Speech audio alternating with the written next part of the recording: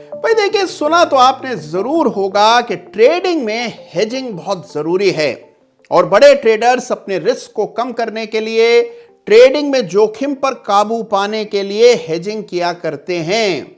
लेकिन ये हेजिंग असल में क्या होती है, कैसे की जाती है, ये कोई बताता नहीं है। देखिए, हेजिंग क्या है? आपकी गाड़ी में लगा हुआ एयरबैग हेजिंग है, सीट बेल्ट हेजिंग है, जो जीवन बीमा आपने लिया हुआ है वो हेजिंग है, जो आपने हेल्थ इंश्योरेंस खरीदी हुई है वो भी हेजिंग है। यानी खतरा, जोखिम, रिस्क को मैनेज करने के लिए, कम करने के लिए जो व्यवस्थाएं बनाई जाती हैं उनको हेजिंग कहा जाता है। यानी कि जोखिम की रोकथाम के लिए जो बंदोबस्त होते हैं उसको हेजिंग कहते हैं। और हेजिंग फ्री में नहीं होती, हेजिंग की कीमत चुकानी पड़ती है। अगर आप बिना हेजिंग किए ट्रेड कर रहे हैं तो ज्यादा दिन बाजार में टिकेंगे नहीं, ये मुझसे लिखित में ले लीजिए। तो अगर आप बाजार में लंबी पारी खेलना चाहते हैं, पेशेवर बनना चाहते हैं, तो हेजिंग करना जरूरी है। और आज इस वीडियो में मैं आपको बताऊंगा कि कैसे की जाती है प्रोफेशनल हेजिंग, क्या है प्रोटोकॉल्स, बड़ी ही सहज भाषा में हेजिंग की पूरी जानकारी इस वीडियो में आपको मिलने वाली है। तो सारे काम बंद कर दीजिए, सारा ध्यान वीडियो की तरफ रखिए, पूरा वीडियो अंत तक देखिए और उससे पहले चैनल को सब्सक्राइब कीजिए।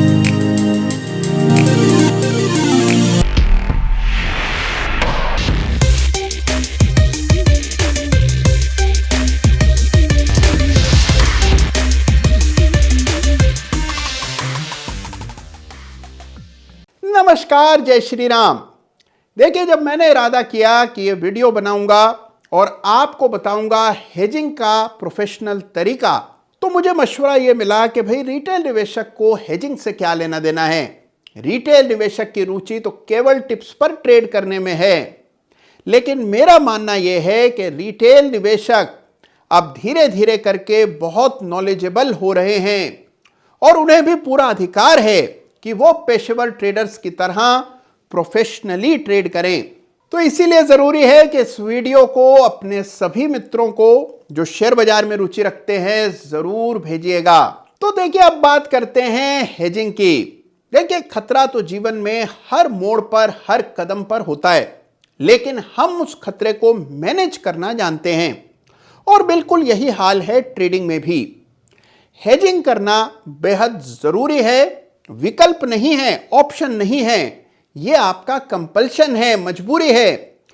अगर आप छोटे ट्रेडर हैं, छोटे निवेशक हैं, तो बेहद जरूरी है कि आप जोखिम कम से कम लें और जब लें तो कायदे से, प्रोफेशनली लें।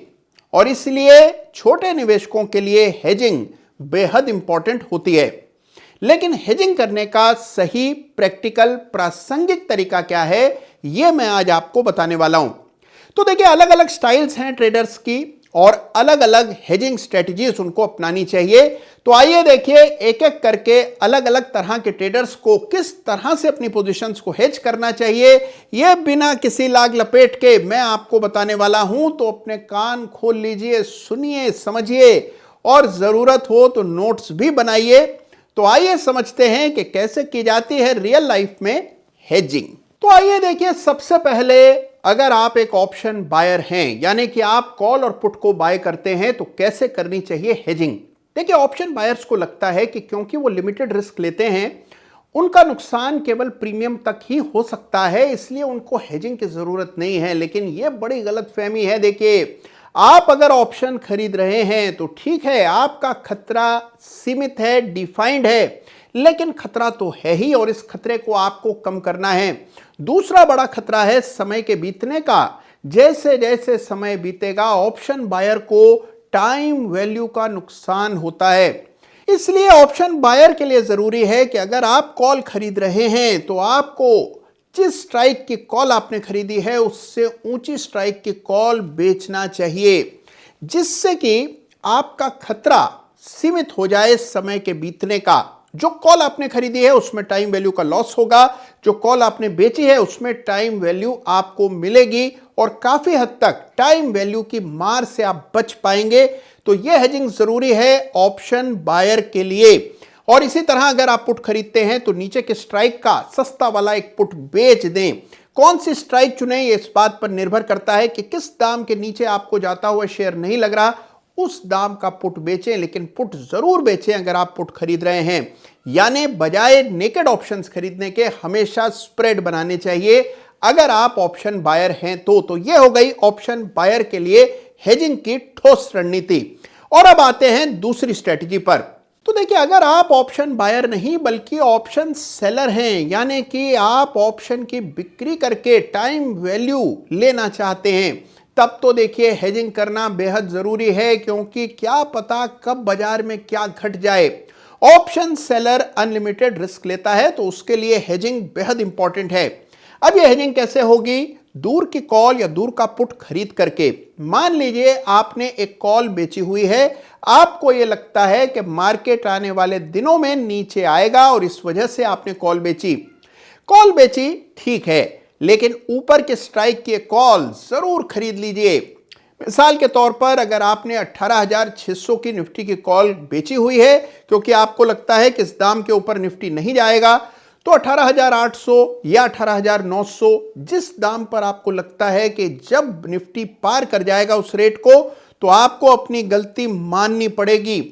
उस लेवल की कॉल जरूर खरीदें, जिससे आपका रिस्क हमेशा लिमिटेड हो, डिफाइंड हो और चैन की नींद आपको रात में आए। तो ऑप्शन सेलर को जो ऑप्शन बेचा है उससे दूर के स्ट्राइक की ऑप्शन बाय जरूर करनी चाहिए। और अब बात करते हैं उनकी जो फ्यूचर्स के रास्ते ट्रेड करते हैं, यानी कि जो फ्यूचर्स के ट्रेडर्स हैं, उनको हेजिंग कैसे करनी चाहिए।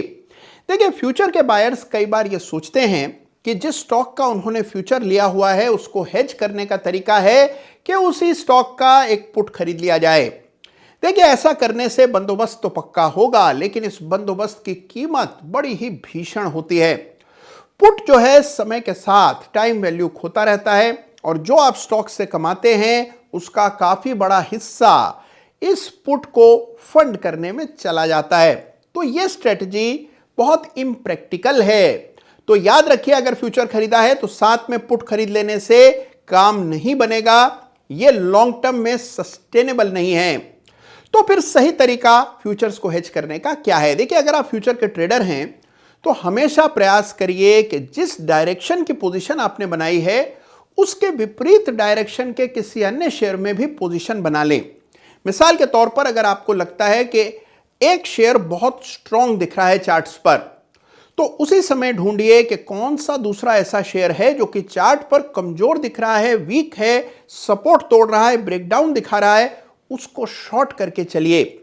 यानी कि इरादतन एक लॉन्ग और एक शॉर्ट रखिए, जिससे आप उसको हेज कर पाएंगे। तो फ्यूचर की पोजीशन को हेज करने के लिए पुट खरीदना समाधान नहीं है, बल्कि दूसरे किसी फ्यूचर को, किसी अन्य शेयर को शॉर्ट करके आप अपनी पोजीशन को बैलेंस कर सकते हैं।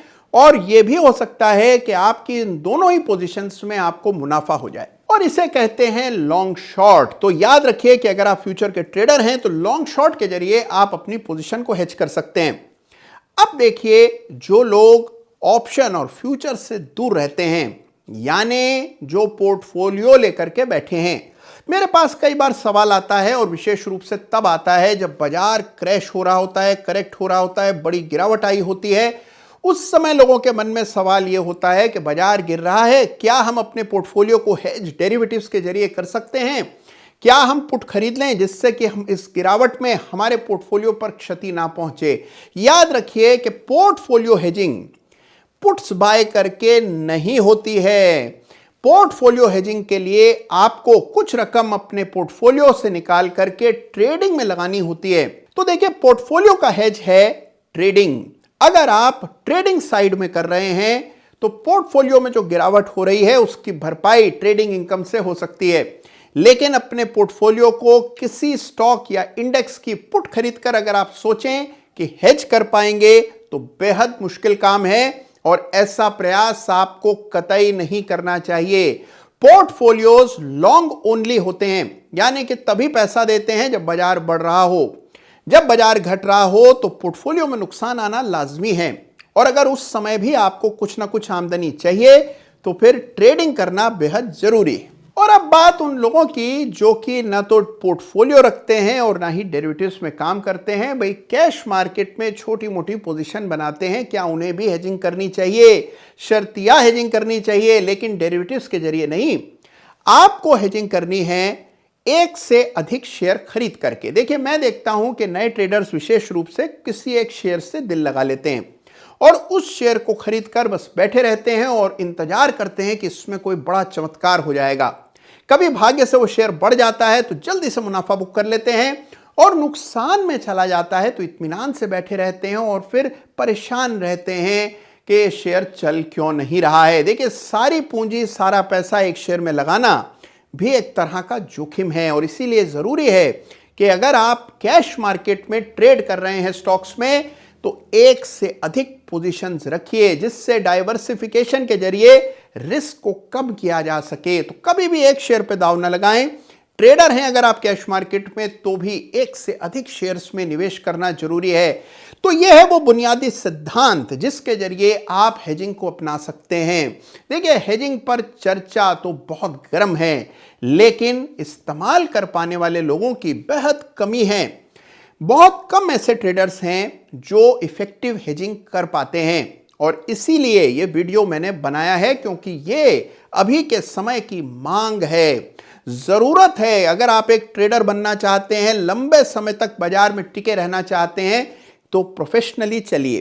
एक बात मैं यहां बता देता हूं कि हेजिंग की एक कॉस्ट होती है। आप सोचिए फ्री में हेजिंग हो जाएगी तो संभव नहीं है। जिस तरह हेल्थ इंश्योरेंस खरीदेंगे तो कुछ बीमा प्रीमियम देना पड़ता है, उसी तरह से अगर आप हेजिंग करके चलेंगे, सावधान होकर के चलेंगे, खतरा कम लेंगे, तो जाहिर सी बात है कि मुनाफा भी कम होगा और कुछ कीमत चुकानी पड़ेगी। लेकिन यह कीमत देना बेहतर है वाइप आउट हो जाने से, यानी कि अपना पूरा पैसा खो देने से बेहतर है कि हेजिंग करके पेशेवर ढंग से चलें। पैसा कम बनेगा लेकिन बनेगा सेफली, और यही जरूरी होता है किसी भी नए ट्रेडर के लिए। तो देखिए, बाजार के कारोबारियों की ये जो 5 अलग अलग शैलियां हैं, इनके लिए किस तरह की हेजिंग रणनीति सबसे कारगर होती है, ये आज इस वीडियो में मैंने आपको बताया।